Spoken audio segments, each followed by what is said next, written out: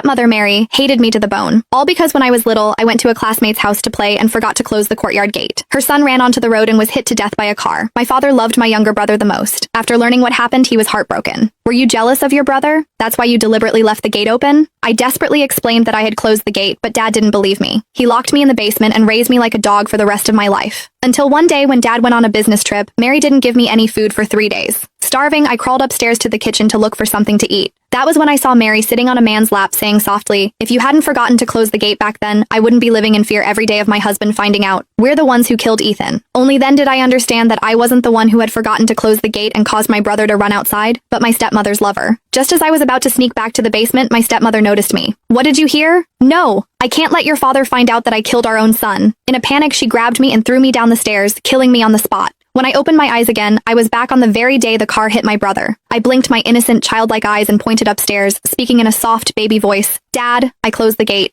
It was the man in Mom's bedroom who didn't. "Lucy, you're saying you saw some man leave the yard gate unlocked?" Dad stood outside the gate, his bloodshot eyes locked onto me. I sneered inwardly. Look at how much he loved my younger brother, Ethan. In my previous life, I explained over and over that I had locked the gate properly. However, he only believed the pillow talk whispered by my stepmother, Mary, and decided that I was the one who caused the death of his only son. My mother died giving birth to me. Before the first week after her funeral was even over, he brought a pregnant Mary into the house. That woman secured her position as the wife of the house by giving birth to a premature baby boy. Because of it, her body was damaged, and she could never have another child. So Ethan became my dad's entire world. After Ethan died, he treated me like a dog. He fed me dog food, made me sleep in a cage, and forced me to bark just to vent his useless rage and ease his guilt toward Mary. However, in this life, I won't be that stupid again. I would use his suspicion as a man, use his so-called fatherly love, and grind that disgusting pair into the dirt. That was why the very first thing I did after being reborn was rush home to catch Mary cheating. Yet I hadn't expected that the moment I turned back, I would see Ethan standing in the middle of the road. Dad, who was further away, looked like his eyes were about to pop out. As for me, who was closer and wanted to leave a good impression in front of him, I grabbed Ethan and pulled him back. So Ethan didn't crack his head open and die on the spot like last time. Instead, his leg was crushed, leaving him crippled. "Honey!" Mary's shrill scream snapped me out of my thoughts. She rushed over, crying messily as she clung to my dad's arm. "Don't listen to her lies. Her mother died early, and she's hated the two of us for a long time. She opened the gate on purpose. She wanted to kill our baby Ethan." Before Dad could react, I immediately ran forward on my short little legs, threw myself at his thigh, and hugged it tightly. I lifted my dirty face and looked at him with the purest, most innocent gaze I could manage. "Dad, I didn't," I said in a soft, childish